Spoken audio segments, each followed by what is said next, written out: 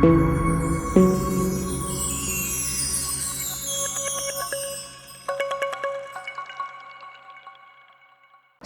அலைக்கும் வரஹ்மத்துல்லாஹி வபரகாத்துஹு. அல்ஹம்துலில்லாஹ். நாம் நேற்றைய பாடம் வரைக்கும் இந்த குளிப்புடைய ஃபர்லுகள் என்ன, அதே நேரத்தில் குளிப்புடைய சுன்னத்துகள் என்ன அப்படின்றதெல்லாம் நம்ம பார்த்து முடிச்சிட்டோம். இன்றைக்கி நம்ம என்ன பார்க்க போகிறோம் அப்படின்னா, இந்த குளிப்பு இருக்குதுல்ல, இந்த குளிப்பெல்லாம் எந்த இடத்துலலாம் அது ஃபர்லாக மாறும், அதே நேரத்தில் எந்த இடத்துல அது முஸ்தஹப்பாக மாறும். முதலாவதாக மதா யுஃப்தரதுல் குஸ்ல், அதாவது குளிப்பு எந்தெந்த நேரத்தில் கடமையாக மாறும் அப்படின்றத முதலாவதாக சொல்கிறாங்க.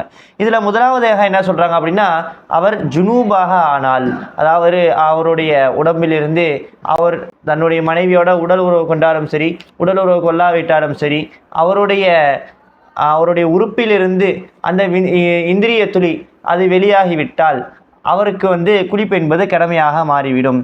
இரண்டாவது விஷயம் என்ன சொல்கிறாங்க அப்படின்னா, ஒரு பெண்ணுக்கு ஹைலை விட்டு அவள் நீங்கி விட்டால் அவருக்கு குளிப்பு கடமையாயிரும். ஹைல் அப்படின்னா என்னென்னா, மாதத்தீட்டுன்னு சொல்லுவாங்கல்ல, அந்த மாதிரி பிரச்சனைகள், அந்த மாதிரி விஷயங்கள் நீங்கினதுக்கப்புறம் அவங்களுக்கு குளிக்கிறது ஃபர்லு.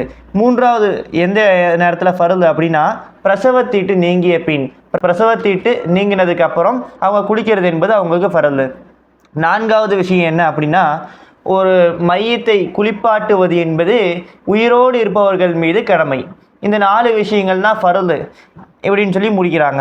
அடுத்து எந்தெந்த இடத்துலலாம் இந்த குளிப்பு சுன்னத்தாக மாறும், எந்தெந்த நேரத்தில் குளித்தா சுன்னத்தாகும் அப்படின்றத பார்க்க போகிறோம்.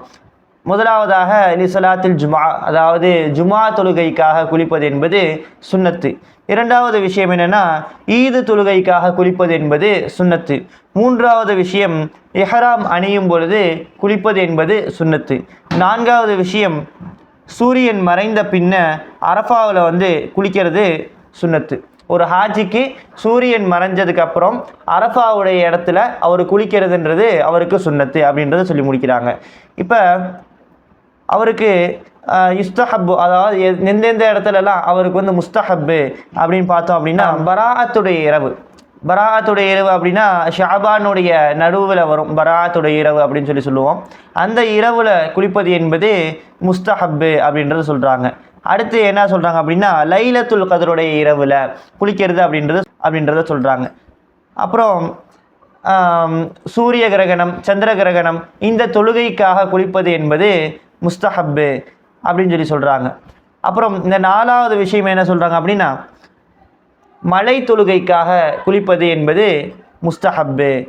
அதே நேரத்தில் பயத்தால் ஒருத்தர் பயத்தில் இருக்கிறாரு, ரொம்ப ஒரு பயத்தில் இருக்கக்கூடிய நேரத்தில் அவர் குளிப்பது என்பது முஸ்தஹப்பு அப்படின்றத சொல்கிறாங்க.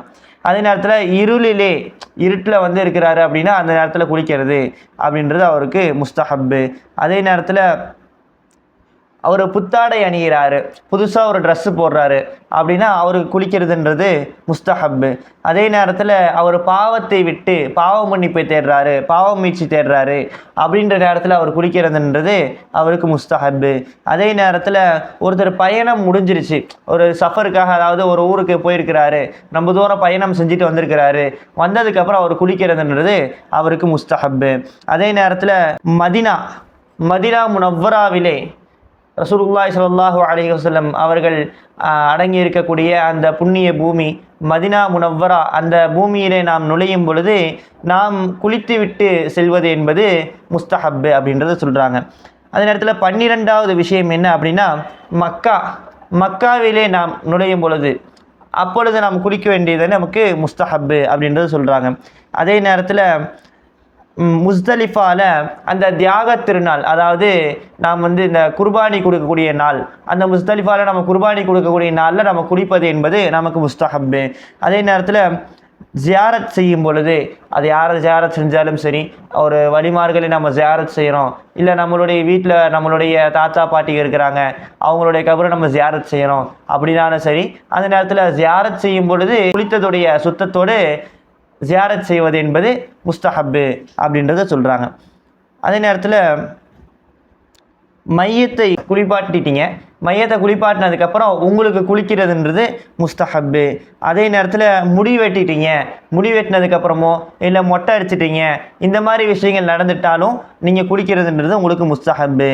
அதே நேரத்தில் பைத்தியமாக இருக்கிறார் ஒருத்தர், அந்த பைத்தியத்தை விட்டு நீங்கிறார், அந்த பைத்தியம் வந்து அவருக்கு நீங்கிருச்சு அப்படின்னு சொன்னால் அவருக்கு குளிக்கிறதுன்றது முஸ்தஹப்பு.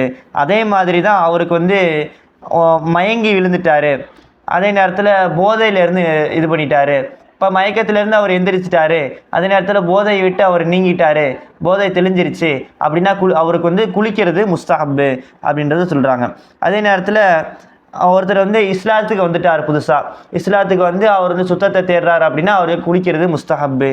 இதே மாதிரி என்ன சொல்கிறாங்க அப்படின்னா, அந்த இஸ்லாத்துக்கு வந்தாரல்ல, அந்த இஸ்லாத்துக்கு வந்தவர் ஜுனூபான நிலையில் இஸ்லாத்தை ஏற்கிறாரு அப்படின்னு சொன்னால் அவருக்கு குளிப்பது என்பது ஃபர்லாக மாறிவிடும் அப்படின்றத இந்த சட்டங்களில் சொல்லி முடிக்கிறாங்க.